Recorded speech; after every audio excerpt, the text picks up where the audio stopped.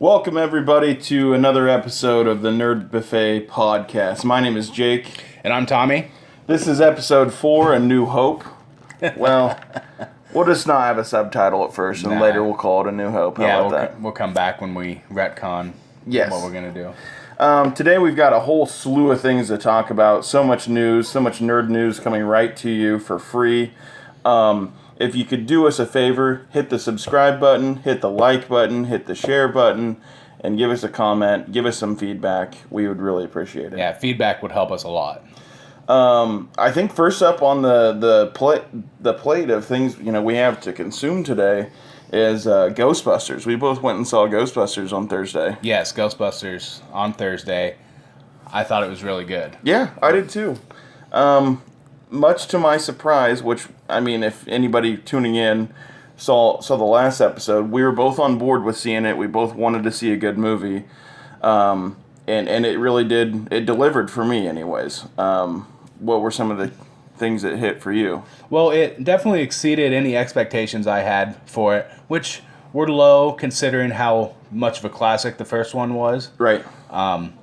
So I went in not expecting a whole lot, actually expecting to be disappointed. And I was surprised that it was actually a decent, really fun movie. I came out, I actually believe I told you after we were done, I was like, I had a lot of fun. Yeah, it was very fun. That's probably the best word I could use to describe Ghostbusters. My something I really enjoyed about it is that it was based upon the first movie, or based upon Ghostbusters, but it wasn't a remake per se. It wasn't a sequel either. Yeah, it's kind of, the best way to describe it would be like a parallel universe, maybe, to the Ghostbusters, because it had a lot of the Ghostbusters lore in it. There were several nods to the other movies. Yeah. My favorite thing about it, though, was, going into it, when you see the trailers and you see the 4 women that are portraying or playing in the movie, I thought, especially when I saw Kate, what's her last name? Kate McKinnon. When I saw Kate McKinnon, I was like, she's Egon. Yeah. And I was like, are they just going to have, like, one person be this? Yeah, well, this is Peter and this is Ray, Fill in the archetypes. It wasn't like that. Maybe you could say Kate McKinnon was kind of like Egon, where she was, like, really super nerdy and different and, like, had her own kind of sense of humor. But they really weren't. They were kind of their own characters. Yeah. Kate McKinnon was my favorite part. She was my favorite character. Absolutely.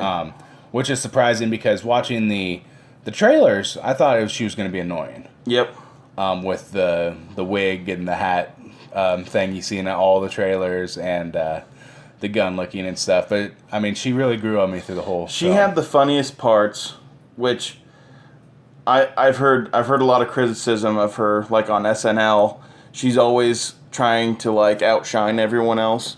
And you might be able to criticize her in that movie with always trying to, hey, look at me, I'm funny, But it was, everything she did was funny.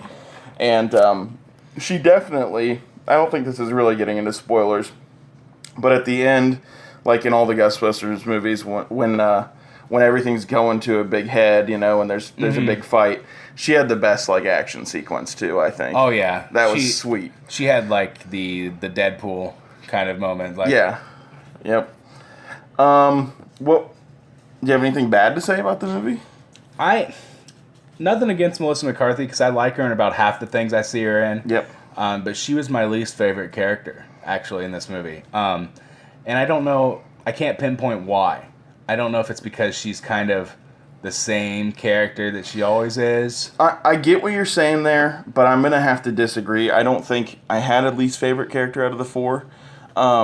The reason I'm going to disagree is because every time I see a Melissa McCarthy movie, I'm like, oh, she's going to be that super, like, prissy, like, better than you, and I'm going to make fun of you and just nail you down, like, bury you. She toned it back for this movie. Yeah. As compared to anything else we've seen. Like, we went and saw The Boss this year, and we didn't like that movie, me and my girlfriend. I liked Spy. Spy, yeah, she was very good in Spy. I want to say, was this the same writing team as Spy? I don't know. I didn't see. I don't know either. Well, let's not jump to it. Yeah. Leslie Jones was pretty good in the movie too. She was the one that wasn't the scientist. She was right. Patty. Yeah, Patty. That was definitely the power of Patty compels you. Mm-hmm. That whole thing. Her character was awesome because I thought they were. I thought they were just going to be like, oh, there were 3 white Ghostbusters and 1 black one before, so we need to have obligated to have a black girl in this, and she's going to play this big racist part. That wasn't it at all. No, it really fit her. Absolutely. She come in as the normal type person. Everyone else was a huge scientist and nerdy, and she comes in. She's the streetwise one, and her parts were awesome because every time that they were getting into the kind of detective mode and getting ready to bust a ghost. The other ones were all being sciencey and not really scared, but I was kind of like, well, she's me in this movie because I'd be like, what am I doing? Why did I sign up for this? I'm scared. Are we seriously chasing that thing? Yeah. Why don't we run away from it? She had several of those moments, but I guess that comes down to we're gonna use a 5-star rating system. I guess we can do half stars, so technically that's a 1 out of 10.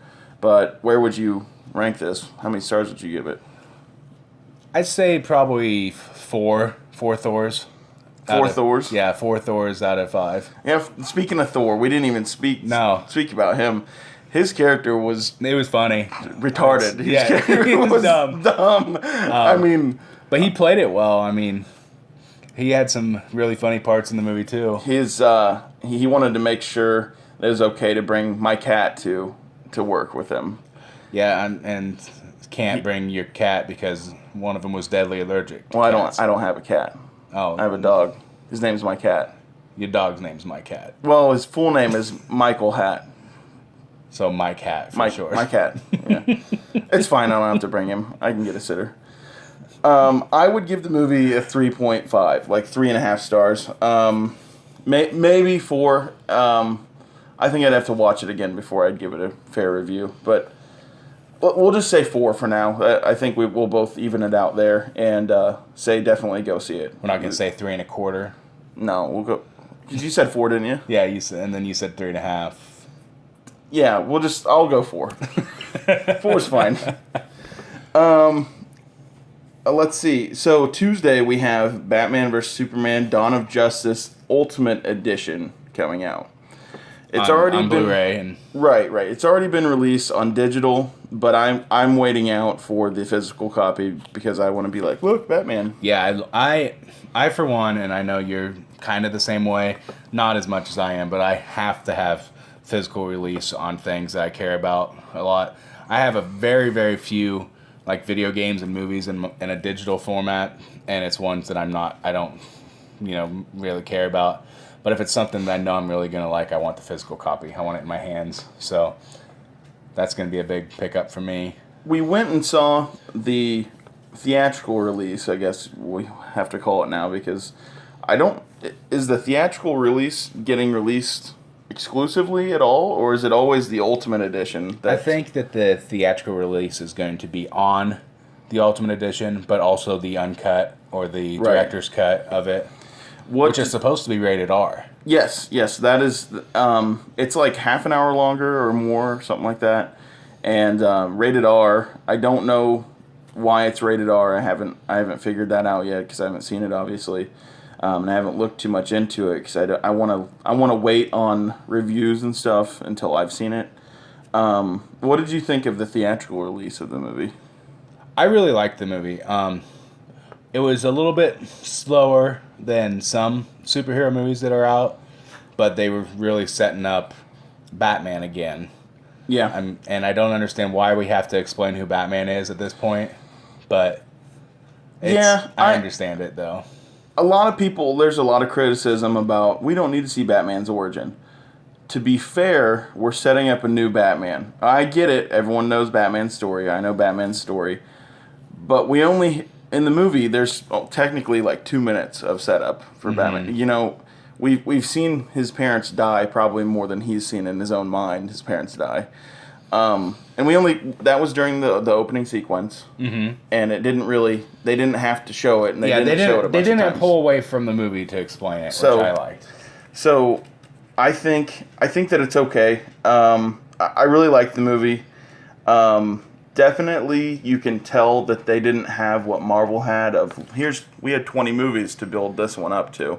It was just like we had this terrible Superman movie. In my opinion, I hated Man of Steel.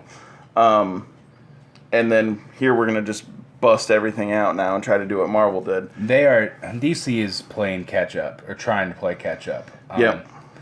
We had several appearances of DC's Justice League in Batman v Superman. Yes. So I mean, they're setting up for Justice League pretty hardcore right away. I gotta say, speaking of this, and I know we've talked about it already, because just kind of brought it up because we've got a few weeks away for Suicide Squad, and this is the same universe. I don't know if it looks like it's before or after. I hope it's before, just because I'd like to see more of what Batman was up to before he became old and semi-retired like he is in Dawn of Justice. I think it'd be cool for it to be after, just because we could see, well, what's Batman doing in between him saving the world from Superman? Well, in his eyes, saving the world from Superman and finding the Justice League. Because we both know Gotham can't go a single night without Batman. You know what I mean? Yeah. So that time in the interim, there's got to be something going on. I mean, especially without a Joker. Well, not a Joker, without a Robin. Excuse me. Right. Because as we see, Robin's not around anymore. Because look what happened. Without a Robin to be there to protect Gotham, Gotham needs Batman. Right. Shut up. Are you telling us to shut up? Maybe. We will take this ice cream elsewhere. Oh, you brought us ice cream? That's not the way to talk. That's fine. They brought ice cream, so You ruined everything. That's fine. Thank you. I'm over it. We brought you ice cream. You were like, you ruined everything.